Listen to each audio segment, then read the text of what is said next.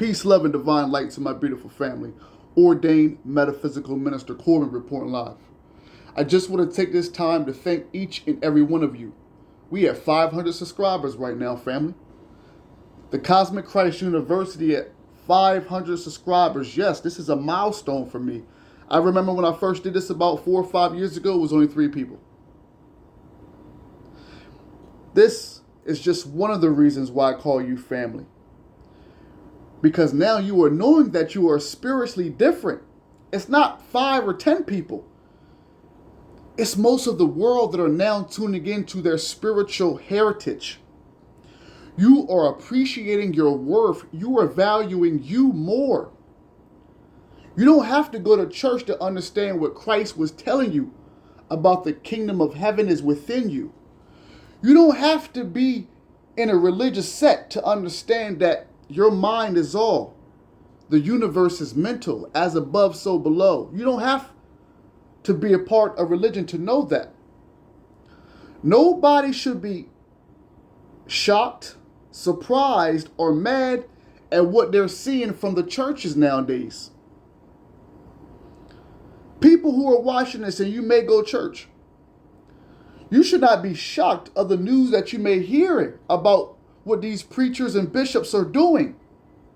If anything, the world should be shocked at church people for still accepting the BS from these preachers, these bishops, these reverends.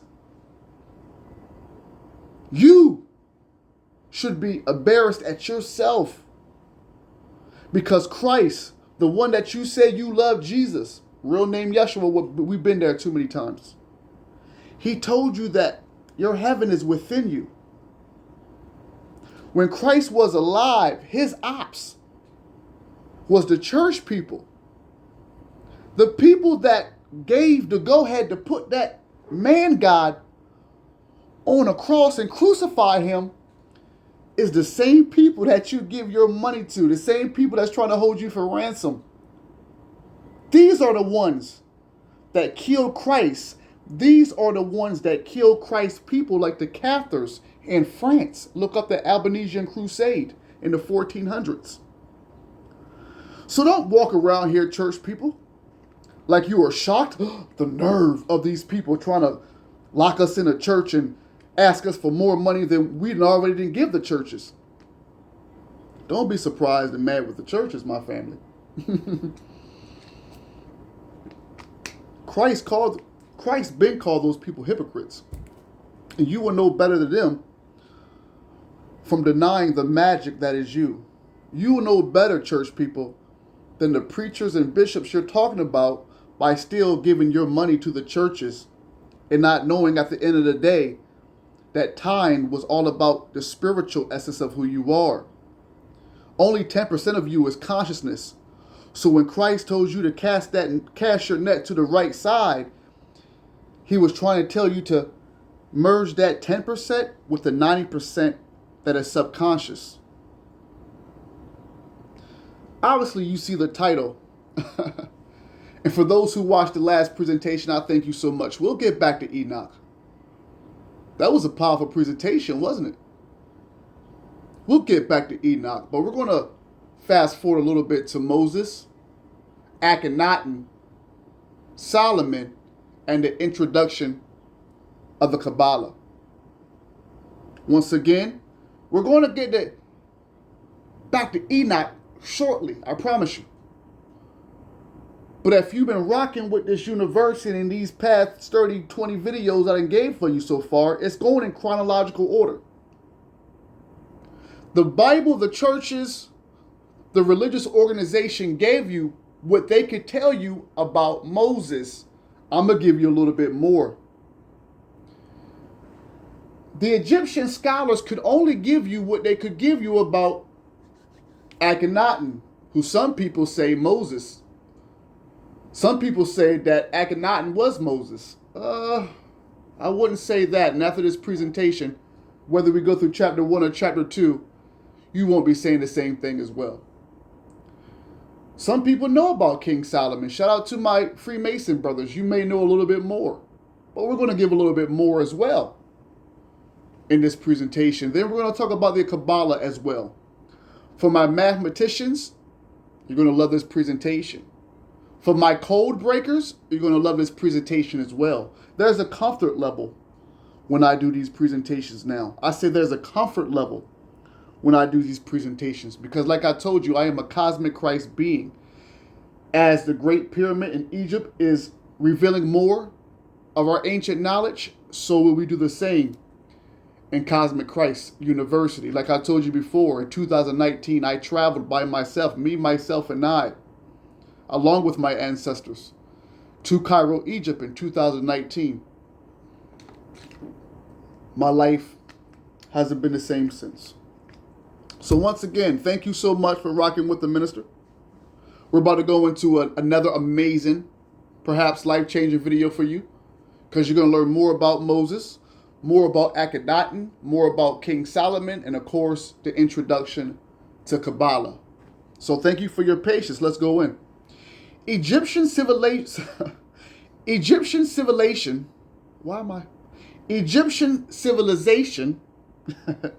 Egyptian civilization is perhaps the most successful in recorded history. Minister, it was a little bit of chop and screw, so can we read that again? Of course. Egyptian civilization is perhaps the most successful in recorded history, lasting over 3,000 years. Compare this with European American Christian civilization, which has so far lasted only about 2,000 years. Minister, just want to read that one more time. Of course, no problem. I want to make sure that we are on one accord. Egyptian civilization is perhaps the most successful in recorded history, lasting over 3,000 years. Compare this with European American Christian civilization, which has so far lasted only about 2,000 years. Church people, did you hear this? This is very important because most church people, most religious people would tell you that Christian civilization is the all, be it all, and this is where their story begins. This is where Christian origins begins. Because remember, without the crucifixion and the resurrection of the one they call Jesus the Christ, there is no validation of Christianity in the Western civilization at all. And for that reason, I'm going to read this again. And thank you for your patience. Egyptian civilization, my family. Egyptian civilization, which comes right after Lemuria and Atlantis, for those who didn't know. Egyptian civilization is perhaps the most successful in recorded history, lasting over 3,000 years. Now, compare this with European America or European American Christian civilization, which has so far lasted only about 2,000 years. Another notable thing in Egypt's extraordinarily well-preserved historical records, which have survived on temple walls, on tablets, and in papyri, Papyri, these have been vital in placing neighboring civilizations that have left less complete records and remains in a chronological context. Remember, these videos I have been giving you have been in chronological order, except the Freemason one. That was the first one. And then after that, we just broke it down in chronological order. But listen once again, it says, these have been vital in placing neighboring civilizations that have left less complete records and remains in a chronological context. So for places that don't have too much historical records about their civilization, Egypt fill the gaps in beautifully. The exodus of the Hebrews from Egypt has traditionally been placed in the reign of the Pharaoh Ramesses II, one of the greatest and most expansive rulers of Egypt, a great builder at Luxor, Luxor, and Abu Simbel. His monuments also include the gigantic obsolete currently standing in La Place de la Concorde in Paris. In the Romantic poet Shelley's Ozymandias, and that's spelled Ozymandis, he became the architect of the earthly ruler who comes to believe his achievements will last forever. Look on my works, ye mighty, and despair. A worthy opponent for Moses, you might think. Cecil B. DeMille certainly thought so, but a problem has arisen. Archaeologists discovered that if you look for traces of the Hebrews in the reign of Ramses II, or if you look, for example, for traces of the fall of Jericho or the Temple of Solomon in the corresponding archaeological layers, you find absolutely nothing. Wow. Let's keep on going. This led to a consensus among academics that the epic myths of the origins of the Jews were just myths in the sense that they had no basis in historical reality. It is worth pausing for a moment to wonder how much these people wanted the stories to be untrue, how much their convictions were formed by a sort of adolescent glee at the nursery certainties being overturned. Let's read that. Let's stop there. Because if you watch my last presentation, it got racy. And when I mean it got racy, it revealed a lot of truth on who so-called melanated people, black people, people of color, their origins.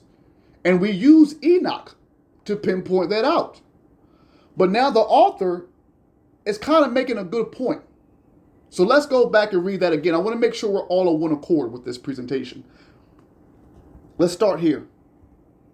The exodus of the Hebrews from Egypt has traditionally been placed in the region of the pharaoh Ramses II, one of the greatest and most expansive rulers of Egypt, a great builder at Luxor and Abu Simbel.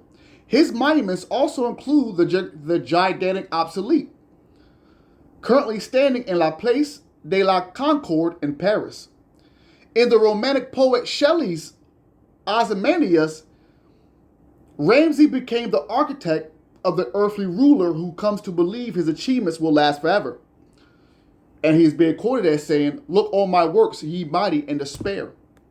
A worthy opponent for Moses, you might think. Cecil B. DeMille certainly thought so, but a problem has arisen. Archaeologists discovered that if you look for traces of the Hebrews in the reign of Ramses II, or if you look, for example, for traces of the fall of Jericho or the Temple of Solomon in the corresponding archaeology layers, you find absolutely nothing. Now listen up more carefully on the next line. This led to a consensus among academics that the epic myths of the origin of the Jews were just myths, in the sense that they had no basis in historical reality. It is worth pausing for a moment to wonder how much these people wanted the stories to be untrue. Think about this. Minister, are you about to add race in this too? Yes, I got to, because they added race. Minister, are you about to make this a black? I have to. The author says it is worth pausing for a moment. Let's pause. To wonder how much these people wanted these stories to be untrue. If we are dealing with Europeans who traveled all over the world, some Europeans who invaded different civilizations, raped, pillaged, murdered, terrorized these indigenous people, then they do that successfully, and then they go into their archives. Then these Europeans go into the archives, the history books, the true history of these people, and then they realize that these people, first of all, have royal bloodline connection to gods and goddesses. Then they realize that these people are not actually from this planet. They come from other planets and dimensions. Then these Europeans got to realize that they actually are children of these people that they just invaded. Let's keep it real, family. Let's not. In order for us to be in unity, to go back to a unified consciousness, we're leaving the world of duality, but now we're entering the unified consciousness world now. If you want white people and black people to hold hands the way that Dr. King dreamed and manifested to be, then we have to come at a table together and honestly tell the truth. Until we do that, it's going to be like this. Now let's read that again. This led to a consensus among academics that the epic of myths of the origins of the Jews were just myths, in the sense that they had no basis in historical reality. It is worth pausing for a moment to wonder how much these people wanted the stories to be untrue, how much their convictions were informed by a sort of adolescent glee at a nursery certainties being overturned. The immaturity of these people not to appreciate their ancestry. In the 1990s, a group of younger archaeologists based in Austria and London and led by David Rohl, that's R-O-H-L, began to question the conventional chronology of Egypt. More particularly, they came to realize that in the period of the Third Intermediate Dynasty, two kings lists which had been understood to run one after other should really be understood as running concurrently. We're having history class, so family, I'm going to make sure we all together on this. More particularly, they came to realize that in the period of the Third Intermediate Dynasty, two king lists which had been understood to run one after the other should really be understood as running concurrently. This has the effect of shortening the chronological of ancient Egypt by approximately 400 years. Wow. Let me take a water break on that, because I'm going to read that again. Because something happened where it shortened the history. It cut off some people. For those who may not know, they say that history is his story. You are now hearing some wild stuff right here, family. In the 1990, a group of younger archaeologists based in Austria and London and led by David Rohl began to question the conventional chronology of Egypt. Let's read that again. The conventional chronology, C-H-R-O-N-O-L-O-G-Y, pretty much the chronological order of Egypt. More particularly, they came to realize that in the period of the Third Intermediate Dynasty, and I want you guys to do further research on the Third Intermediate Dynasty after this presentation, two king lists which had been understood to run one after the other should really be understood as running concurrently. This had the effect of shortening the chronology of ancient Egypt by approximately 400 years, known as the New Chronology or New Chronological.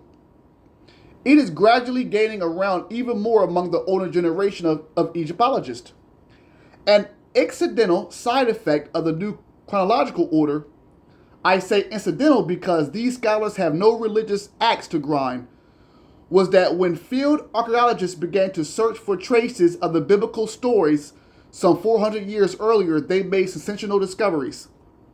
So the author is saying that the ones who, either the older Egyptologists, and they called it incident because they didn't have, so the author is saying they didn't have no religious axe to grind. This is what the author is saying. An incidental side effect of the new chronological, I say incidental because these scholars have no religious axe to grind, was that when field archaeologists began to search for traces of the biblical stories some 400 years earlier, they made sensational discoveries. The human condition gives us extraordinary latitude for believing what we want to believe. I know that's right. But for anyone who does not have a strong ulterior motive for believing that the biblical stories are just fairy tales, this new evidence is quite compelling. Let's read this again. And I thank you for your patience, because they're like, okay, Moses, Akhenaten, Solomon, let's get to it. We're going to get to it, but you have been taught his story. Now you are listening in real time that his story didn't give us all of history. So now we got to start from the bottom, start from the beginning, and now go back because they have remixed the history. Let's go. The human condition gives us extraordinary latitude for believing what we want to believe. Let me hear that again. The human condition gives us extraordinary latitude for believing what we want to believe, family. But for anyone who does not have a strong ulterior motive for believing that the biblical stories are just fairy tales, this new evidence is quite compelling. AKA, if you're so stuck on the Bible not being true, then maybe this presentation ain't going to be for you. But for the ones who always knew that there were more to Moses' story, more to Christ's story, then there were some new discoveries found 400 years ago that you might want to hear about. Here we go. It shows that Moses did not live in about 1200 BC contemporary with Ramses II. Did you hear that? It shows that Moses did not live about 1250 BC contemporary with Ramses II. Instead, he was born in about 5040 BC, and the Exodus took place in approximately 1447 BC. Let me read this again, seriously. It shows that Moses did not live in about 1250 BC contemporary with Ramses II. Instead, Moses was born in about 1540 BC, and the Exodus took place in approximately 1447 BC. Some of you are now hearing this for the first time. Using astronomical retro calculations, Venus observation recorded in Mesopotamia texts that cross-reference both the Bible and also surviving Egyptian records. David Rawle has provided strong evidence to show that Moses was brought up an Egyptian prince in the reign of Neferhotep I in the mid-16th century BC. Rawle has found complementary evidence in an account by Artapanus, Artapanus. You know when you're watching my presentation, you should have the pen and pad down and ready. Who was a Jewish historian of the 3rd century BC who may well have access to now lost records from Egyptian temples. Let's read this again. We are hearing groundbreaking stuff. If you're a historian, if you're a biblical historian, you might want to write this information down, because it's not the church's it's not the church's responsibility to tell you this. You would think it would be science responsibility or the mass media news. But this is why reading is so important. I don't care what no entertainer says. I don't care what nobody says. Reading is so important. Reading ancient stuff is also so important, because now some of you at 22 minutes are learning some groundbreaking historical stuff. So hit the like button. And I want to thank you watching for having patience with the minister as well. Because when I read this information, I kind of get excited because it's our truth. You're more than humans. But until you accept that, you're going to be stuck into this 3rd dimensional world, while the rest of us in 5, 6, 7 dimensions. Multi-dimensional beings. What are you talking about? Let's keep on going. Once again, family, it shows that Moses did not live in about 1250 BC, contemporary with Ramses II. Oh no. Instead, he was born in about 1540 BC. And the Exodus actually took place in approximately 1447 BC. Using astronomical retro calculations, Venus observation recorded in Mesopotamia texts that cross-reference both the Bible and also surviving Egyptian records. David Rawle has provided strong evidence to show that Moses was brought up an Egyptian prince. Moses was brought up an Egyptian prince in the reign of Neferhotep I in the mid-16th century BC. David has also found complementary evidence in the account by Artapanus, a Jewish historian. Remember, Joseph Flavius, or Flavius Joseph. Flavius Josephus was also a historian as well, that was born about 4 years after Yeshua was crucified, who gave us the antiquity of the Jews. Read some of his stuff and what he says about John the Baptist, Christ, what color he was, all that. Once again, his name was Flavius, Flavius Josephus. Research him if you don't know his name. But once again, Moses was brought up an Egyptian prince in the reign of Neferhotep I in the mid-16th century BC. David has found complementary evidence in an account by Artapanus, a Jewish historian of the 3rd century BC, who may well have had access to now lost records from an Egyptian temple. Artapanus, which is spelled Artapanus, related how Prince Moses, and now Moses is spelled different. Mousos. So if there's any preachers or reverends watching, I would definitely research Artapanus, because now Artapanus has more accurate information about Moses than what the Bible gave us. Wow, this is groundbreaking freaking news here, family. Hit the like button. Artapanus related how Prince Moses, and Moses is spelled Mousos here, became a popular administrator under Khenephress, and that's spelled Khenepres,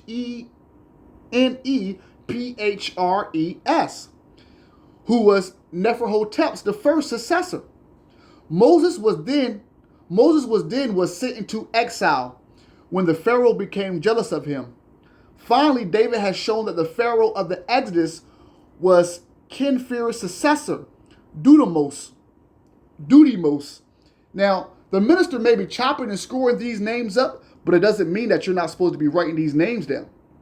Especially if you go in church and you're part of the congregation and you have been believing a story that the churches have given you about Moses. But now we are hearing that Artapanus, who was a Jewish historian of the 3rd century BC, who may well have had access to now lost records from the Egyptian temples, gives you a more credible, more accurate story on who Moses was. So let's keep on reading. I want to thank you for your patience, but please, if you're tuned in, you should have a pen and pad so you can go to your scholars, you can go to your biblical people and say, research this name. What about this person? And shut them up. Artapanus, once again spelled Artapanus, related how Prince Moses became a popular administrator under Khenephress, and that's spelled Khenepres, who were Neferhotep's the first successor. Moses was then sent into exile, kicked out, when the Pharaoh became jealous. Did we ever get the Pharaoh's name in the Bible? If not, we're going to get the Pharaoh's name in just a minute. Moses was then sent to exile when the Pharaoh became jealous of him. Finally, David has shown that the Pharaoh of the Exodus was Khenephr's successor. The Pharaoh name was called Dudimos. It's almost sound like Moses, but Dudimose. Excavations at the Dudimos level have revealed the remains of a foreign settlement of slaves or workers, such as are also referred to in the Brooklyn Papyrus, a royal decree authorizing transfer of such a group at just this time. Now, let me stop there because this is about to get real. And I want to thank you, beautiful people, for rocking with me. Did you hear? I once heard a story, maybe you also heard a story, that Moses had these Caucasoid, these Europeans that were wild, barbarous creatures who were having orgies with each other and just going crazy. And he tried to tame, or he tried to civilize these people. I think he civilized some of them, but some of them were so wild that he put them all in a cave and blew them up. Hit the like button if you heard this story before. If you don't, then maybe Google it. I'm going to say it one more time before I read this part right here.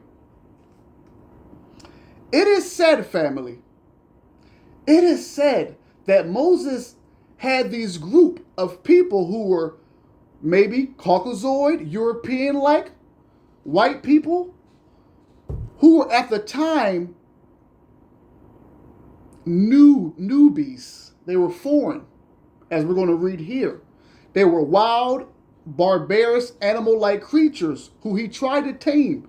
I believe he tamed some of them, but most of them were so wild that he put them in a cave and blew them up. Now, let's go back in. Moses was sent to exile when the Pharaoh became jealous of him. Let's listen to this. finally, David Rowe has shown that the Pharaoh of the Exodus was Kinfir's successor named Dudimose. We spell that Dudimose. Of course, it's probably pronounced different, but Dudimose sounds good to me because at the time, he was doing the most. Excavations at the Dudimose level have revealed the remains of a foreign settlement of slaves. What would be a foreign settlement of slaves if most of the people around there were melanated or people of color? Once again, this has nothing to do about racism and hating or discriminating against one color.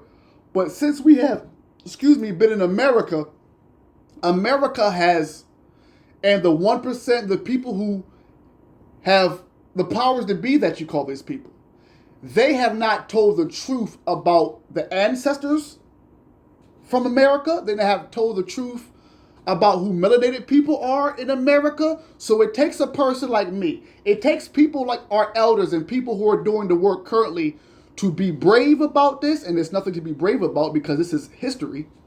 But to tell the truth about what has been going on and why racism and why discrimination, why bias, why prejudice is so prevalent in the Western civilization. Because if they knew the truth, what you are learning now, there would be, let's just leave it alone. Let's just leave it alone because I know you know what I'm talking about. Let's get back to this.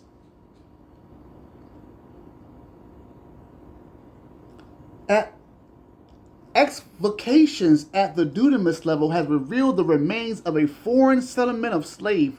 A foreign settlement of slaves or workers, such as are also referred in the Brooklyn Papyrus, a royal decree authorizing transfer of just such a group at just this time. A royal decree. These slaves were being well looked after. These slaves were being well taken care of as well. Let's keep on reading. This settlement may have been built for and by the Hebrews. There are also death pits and evidence of hasty mass burials, which may be traces of the biblical plagues. Let's hear that again. There are also death pits and evidence of hasty mass burials, which may be traces of the biblical plagues. Unearthing stone remains may ground us in historical reality, but in order to understand what was really important in human terms, what it felt like to be there, the highest and deepest that human experience had to offer, we must turn again to the secret traditions. AKA, to really get to the meat of what happened, we can't rely on orthodox teachings. We have to go to the secret teachings. This is what this university does. As an Egyptian prince, Moses was initiated in the Egyptian mysteries.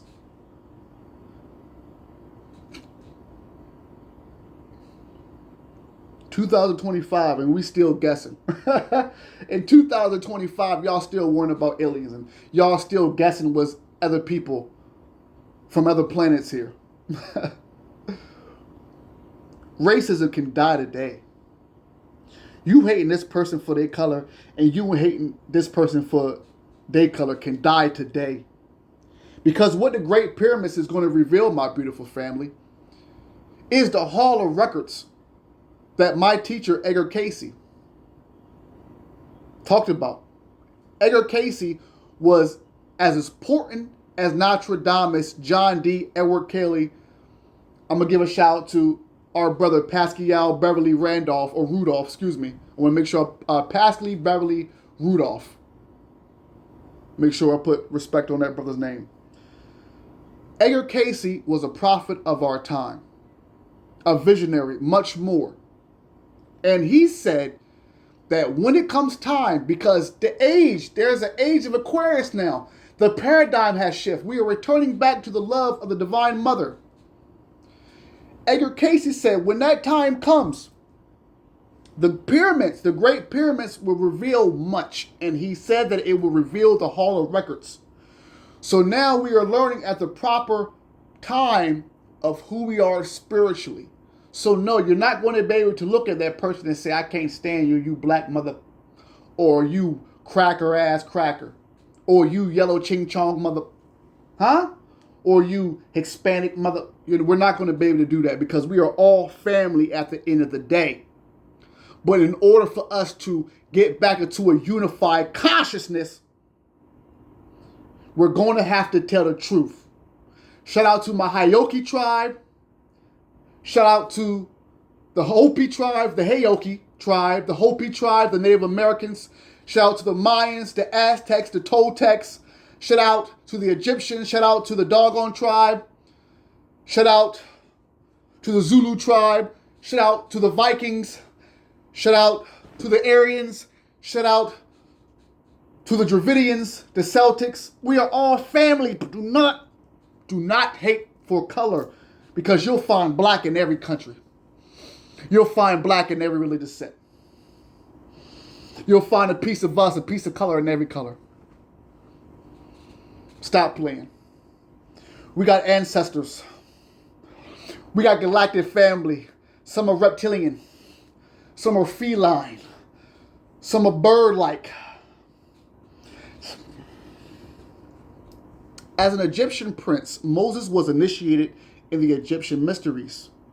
This is recorded by the Egyptian historian Manetho. I'm a follower and a student of Manetho, spelled Manetho. I would encourage you, if you don't, it's just like Flavius Joseph. It's just like the brother we named a while ago with the A name, Antipanus. It's just like Manetho. You go into church and you're taking the church word for value, and you're closing the door, you're closing the window on every other thing, on the Zohar, on the Toledet Yeshua, on the Enuma Elish, on the Cabala. These are books that put the pieces. These books put the pieces are history. How dare you dumb yourself down to just being a human? How dare you?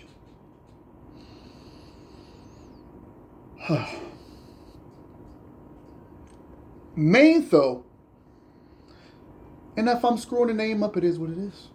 I mean, respectfully. If I'm screwing it up, and if you don't know his name, then I expect you to say, Minister, this is how you pronounce his name, because now you know his name. So I'm challenging you to research this brother's name. Manetho, Manetho. When I researched him about maybe 2 years ago, I found out that no man built the pyramids, that the gods built the pyramids. Why are we still questioning? Why are we still guessing who built the pyramids? Why are we still questioning the color of Jesus? Why are we still questioning the color of John the Baptist when Josias Flavius told you what color John the Baptist was? And he told you what color Yeshua was. You're going to have to do some digging for that one, but he told you as well. Why do we have to question who built the pyramids, what the pyramids for, when we have people like Manetho right here? Once again, his name is Manetho. Now, I read from him that the pyramids, the great pyramids, the pyramids were built by ancient gods. Once you research his work as well, you'll read the same thing and you'll learn the same thing. Let's keep going. Thank you for your beautiful patience, family. As an Egyptian prince, the Bible told you that he was just equated with royalty. But now, because of people like David Rohl, R-O-H-L, and now because of people like the Jewish historian Antipanus, we spelled the name earlier, now we know that he was a whole Egyptian priest by blood. As an Egyptian prince, Moses was initiated in the Egyptian mysteries. This is recorded by the Egyptian historian Manetho, who identified Heliopolis as the mystery school. I got a chance to go there. That's a beautiful city in Egypt. Beautiful city in Cairo. Beautiful place in Cairo. Heliopolis. Who identified Heliopolis as the mystery school. It is confirmed in Acts chapter 7, verse 22, where the apostle Stephen says, and I quote, "And Moses was instructed in all the wisdom of the Egyptians." The teachings of Moses are steeped in Egyptian wisdom. For example, spell 125 in the Book of the Dead describes the judgment of the dead. The spirit is required to declare to Osiris that he had led a good life, then deny having committed a list of specific immoral acts to the 42 judges. Now, I'm going to give a shout out to one of my teachers once again, Brother Bobby Hemmett. Bobby Hemmett always said that the 42 laws of Mayat, later remixed as the 10 Commandments, which you're going to hear about in a minute, that the 42 laws of Mayat, matter of fact, I'm going to do something right quick. We're going to take a quick field trip. Quick field trip to the room. To the room.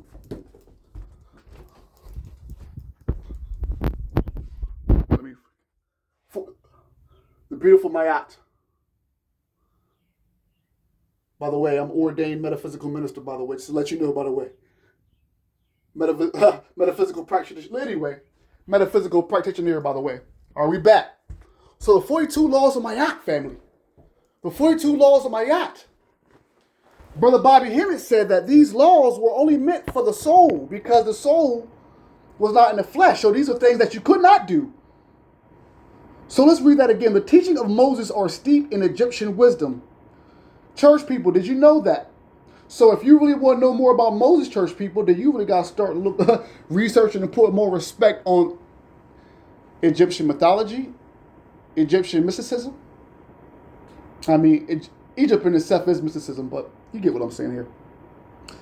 The teachings of Moses are steeped in Egyptian wisdom.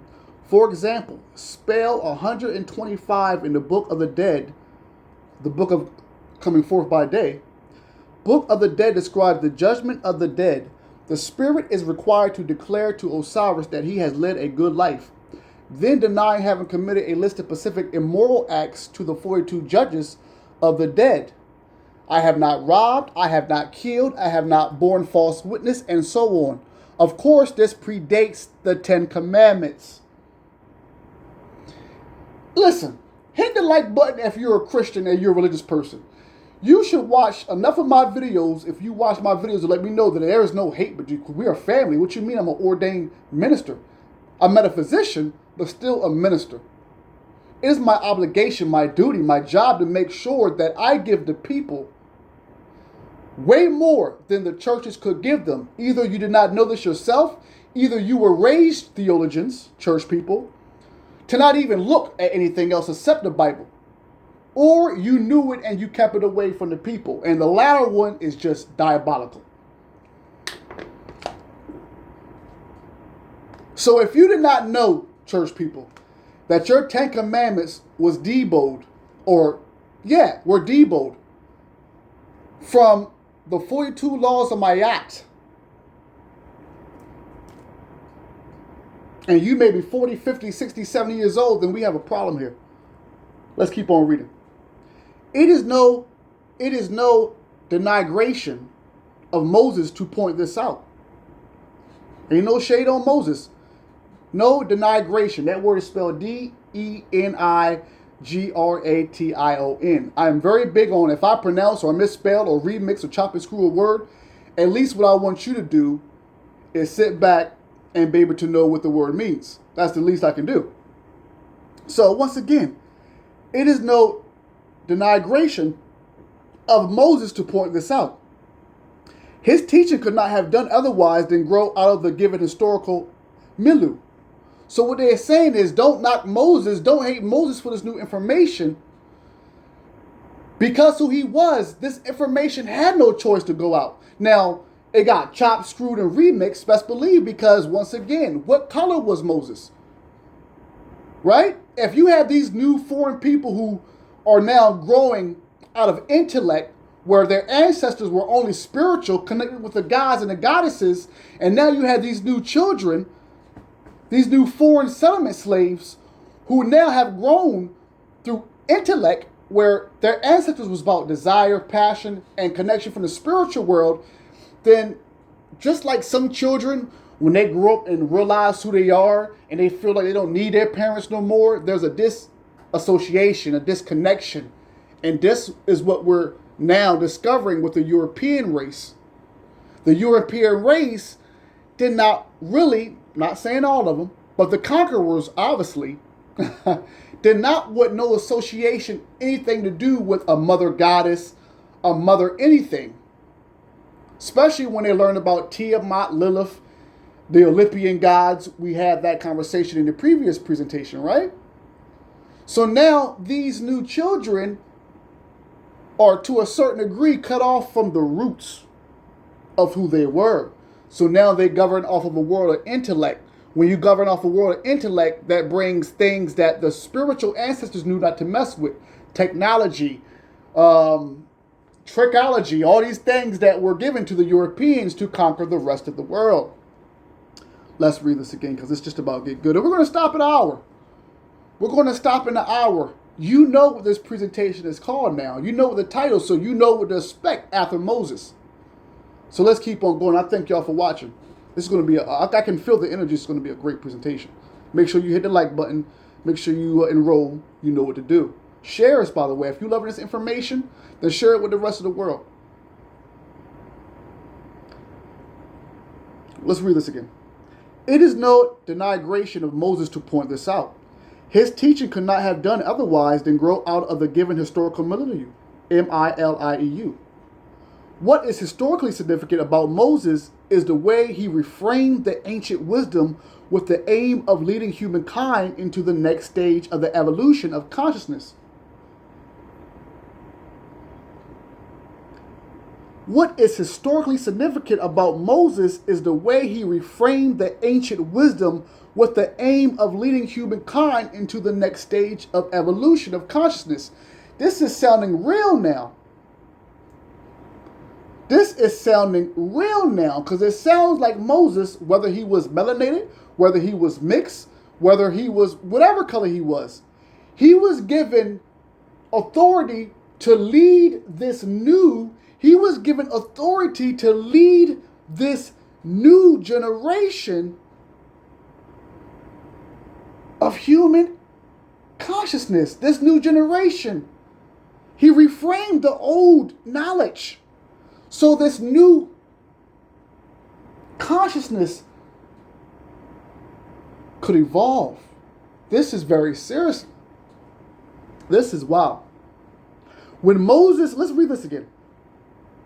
What is historically significant about Moses is the way he reframed the ancient wisdom with the aim of leading humankind into the next stage of evolution of consciousness.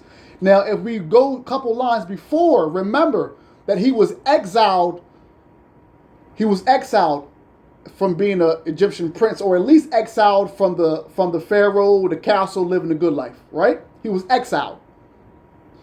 He was also given authority to have dominion and civilize these foreign slaves. Foreign, that means not from around the way. This is getting serious now, family. And it says once again, what is historically significant about Moses is the way he reframed the ancient wisdom with the aim of leading humankind. So he didn't give them the way that he was taught. He reframed it, he remixed it so they can understand and lead them into a new stage of evolution. This is very powerful. Let's keep on going. When Moses fled into exile in the desert, he encountered a wise old teacher. Jethro was an African Ethiopian high priest, keeper of a library of stone tablets. This man was black. The author, and I love this author, by the way, because the author does not hesitate. The author does not hesitate to give credit where credit is due. He doesn't mind telling you what color a person was, whether it was a sister of Athena, whether it was a sister of Isis. Didn't mind telling you what color. Didn't mind to put respect on melanated names, on melanated power, on melanated energy. So major respect to the author, by the way. When Moses fled into exile in the desert, he encountered a wise old teacher, Jethro. Jethro. If you are in church, a pastor or preacher, if you're a part of the congregation, then you know who Jethro is, but we'll let the people know in a minute. When Moses fled into exile in the desert, he encountered a wise old teacher, Jethro. Jethro was an African Ethiopian high priest, keeper of a library of stone tablets. When Moses married his daughter, Jethro initiated him to a higher level. Did they tell you that? Listen, they might have told you that in the Bible. I'm just asking you a question. Did they tell you that Jethro was an African Ethiopian? You know, Jesus, the one you call Jesus, Yeshua, he has an Ethiopian bloodline. My beautiful people in Ethiopia, I'll see y'all soon. I said to my people, to my folks in Ethiopia, I will see you soon, my beautiful family. When Moses married his daughter, Jethro initiated him to a higher level. I mean, it makes sense, right? You married my daughter. I'm going to have to put you on game because you sure ain't going to be teaching the stuff that you know. And then even if you do, you're going to know what I know, which is probably higher than what you know. Obviously, it was because it says Jethro was an African Ethiopia high priest, keeper of a library of stone tablets. When Moses married his daughter, Jethro initiated him to a higher level. He was already a prince. Moses was already a prince, family. He was already raised up in the Egyptian mysteries. But this brother from Ethiopia, from Africa, who was already a high priest, put him onto a higher level. There's level to this. This is what is being alluded to in the story of the burning bush. When Moses saw the hold on. The minister went a little bit too far back. Here we go. When Moses saw the burning bush not being consumed by the fire, this was a vision of the self that is not being destroyed by the purging fire that awaits on the other side of the grave. So now we know the true meaning of the burning bush too. One video, one presentation. Let's go. When Moses married his daughter, Jethro initiated him to a higher level. This is what is being alluded to the story of the burning bush. When Moses saw the burning bush not being consumed by the fire, this was a vision of the self that is not destroyed by the purging fire that awaits on the other side of the grave. A sense of mission arose out of Moses' vision of the burning bush, an impulse to work for the greater good of humanity, to lead us all to a land flowing with milk and honey. But then as Moses hesitated before the magnitude of the task in front of him, God stiffened his resolve. That means God pretty much showed him the way and reassured him that everything was going to be all right. God stiffened his resolve. And thou shalt take this rod in thy hand, wherewith thou shalt do signs. As Moses journeyed back to Egypt, he intended to ask the Pharaoh to set my people free. As Moses and his brother Aaron stood in the throne room, Aaron suddenly threw his rod down to the ground. It changed magically into a snake. The Pharaoh ordered his court magician to match this feather, but as they did so, Aaron's snake swallowed theirs.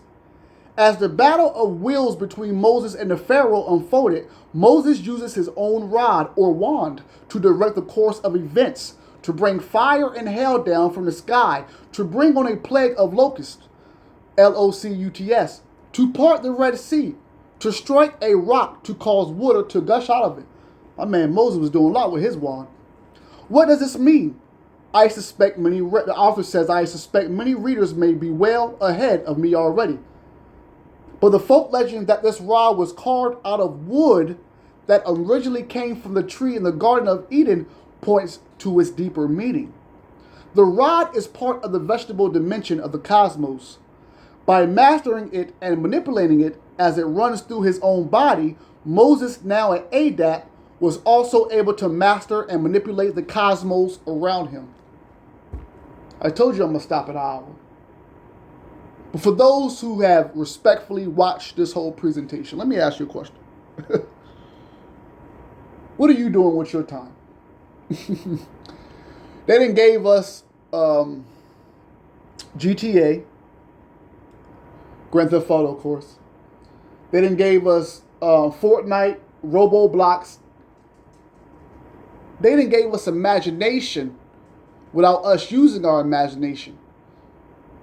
Imagine what these worlds were like when these people had wands and they are just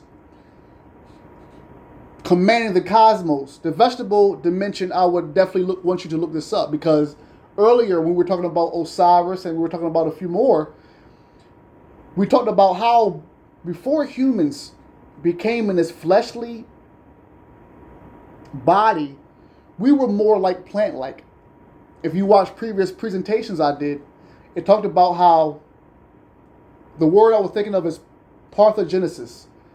We were more plant-like people, so we didn't have to reproduce the way we reproduce now. And how it showed you that back in the day, the penis, the man's phallus, was the last thing to be developed in the human body. And when it first was developing, it was like plant life. So you can look at some of these images and statues and see that where the man's phallus or penis is, there's like a leaf right there. So there's more to it than that. It's a lot more to it than who you are. Let's keep on reading because we're almost to an hour. The rod is part of the vegetable dimension of the cosmos. By mastering it and manipulating it as it runs through his own body, Moses, now an Adat, was also able to master and manipulate the cosmos around him. Later, after Moses had given up trying to persuade the Pharaoh to set his people free and had led them out in the Sinai desert, he came down from the mountain with the tablets of stone. Moses proved to be a hard taskmaster, in some ways harder than the Pharaohs. Again and again, his people failed to live up to his demands. At one point, they were punished by a plague of fury and deadly serpents. This can be found in Numbers chapter 7, verse 19. To save them, Moses nailed a bronze serpent across a raised horizontal pole. We're going to go to John chapter 3, verses 14. John chapter 3, 14 comments on his passions in the Old Testament. And just as Moses lifted up the serpent in the wilderness, so must the Son of Man be lifted. Clearly, John is seeing the bronze serpent as foreshadowing the crucified Jesus Christ. Lifted up carries with it a sense of being transformed or transfigured. The bronze serpent has been smelted and so looks forward. John suggests that the transfiguration of the material body of humanity. Once again, John suggests to the transfiguration of the material body of humanity. The rod that Moses used to smite the Egyptians and to discipline his own people was an image of the Lucifer serpent of animal consciousness that has been straightened and subdued by willpower, a moral discipline that is very hard to maintain. We're going to stop here. I thank you for rocking with the minister. As you know, chapter 2 is going to get even more informative. Peace and love to the family. Till next time.